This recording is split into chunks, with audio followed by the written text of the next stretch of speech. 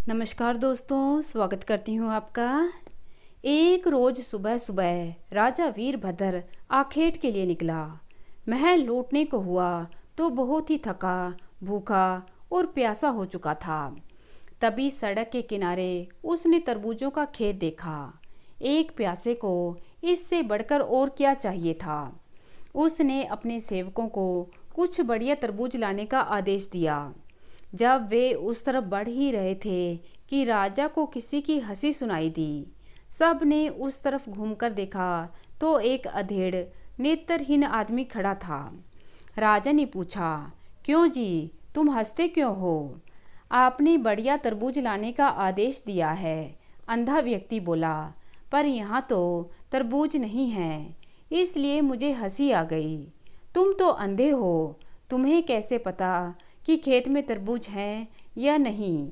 महाराज, हर बात जानने के लिए आँखों की जरूरत नहीं होती। तरबूजों का मौसम बीत चुका है। सारे अच्छे अच्छे फल तो तोड़े ही जा चुके हैं।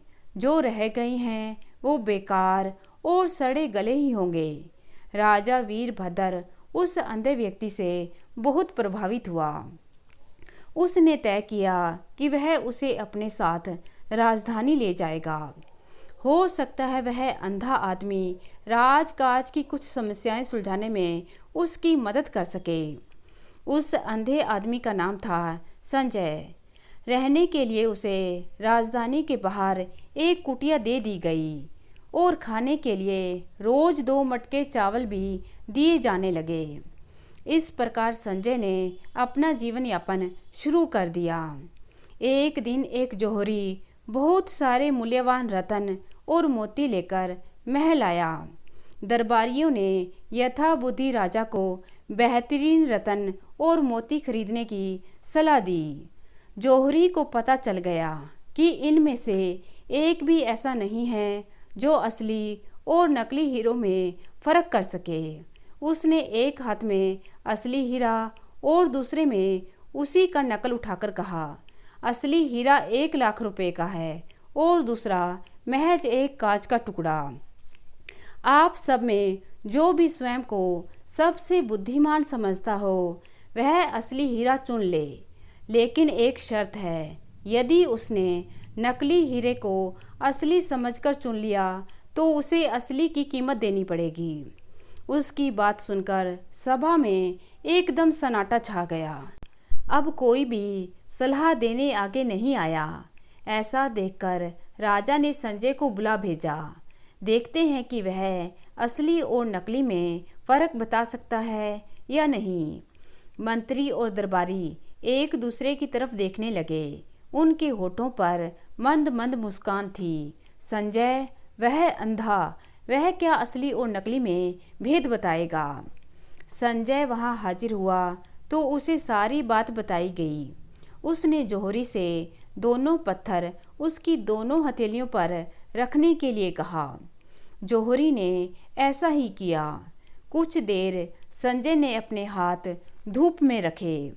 उसके पश्चात उनमें से एक पत्थर राजा को देते हुए बोला, यही असली हीरा है।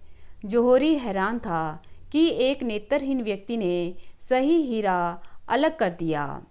राजा ने जौहरी को हीरे का दाम दिया और फिर संजय से पूछा, तुमने असली हीरा कैसे ढूंढ निकाला? महाराज, यदि आप हीरे और शीशे को धूप में रखेंगे तो शीशा गर्म हो जाएगा, पर हीरा नहीं, संजय ने जवाब दिया। संजय के उत्तर से संतुष्ट होकर राजा ने उसे 3 वक्त का खाना और कुछ सुविधाएं दे दी। एक सुबह दरबार में 2 भाइयों के बीच जायदाद के झगड़े का मुकदमा आया। उन दोनों के स्वर्गीय पिता उनके नाम भारी संपत्ति छोड़ गए थे, जिसमें हजारों एकड़ की जमीन थी, कुछ उपजाऊ, कुछ बंजर और पथरीली। लेकिन जो झीलें, जंगल और नदियों के बीच में पड़ते थे, उनकी वजह से जमीन जायदाद का ठीक ठाक बंटवारा मुश्किल हो रहा था। कोई समाधान ना निकलता देख मामला सुलझाने के लिए दोनों भाई राजा के दरबार चले आए थे। जमीन जायदाद के मामले देखने वाले मंत्री और उसके अधिकारियों को सारा किस्सा सुनाया गया।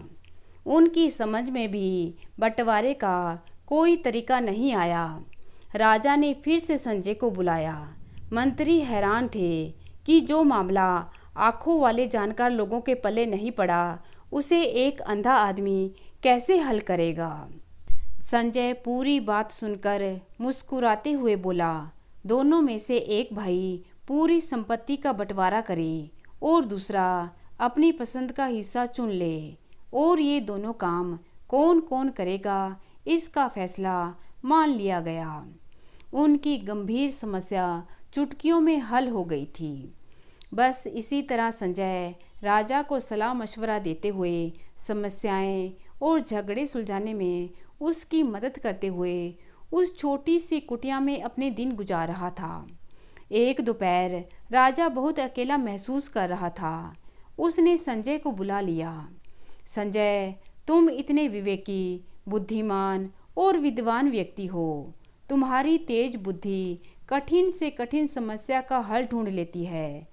क्या यह अजीब नहीं कि तुम अब तक समझ नहीं पाए कि यह राज्य मुझे विरासत में नहीं मिला है, इसे मैंने हथियाया है? राजा ने पूछा। यह तो मुझे शुरू से ही पता है, संजय शांत स्वर में बोला। कैसे? राजा के स्वर में जिज्ञासा थी। जो व्यक्ति राज परिवार में पैदा हुआ हो, वह ऐसे आदमी को जटिल से जटिल समस्याएं हल करने में उसकी सहायता करता हो, उसे मात्र 3 वक्त की रोटी देकर राज्य के बाहर किसी झोपड़ी में तो नहीं रखेगा। संजय बोला। यह सुनकर राजा का सिर शर्म से झुक गया। तो दोस्तों, कैसी लगी आज की कहानी? उम्मीद करती हूँ कहानी को पसंद करेंगे। धन्यवाद।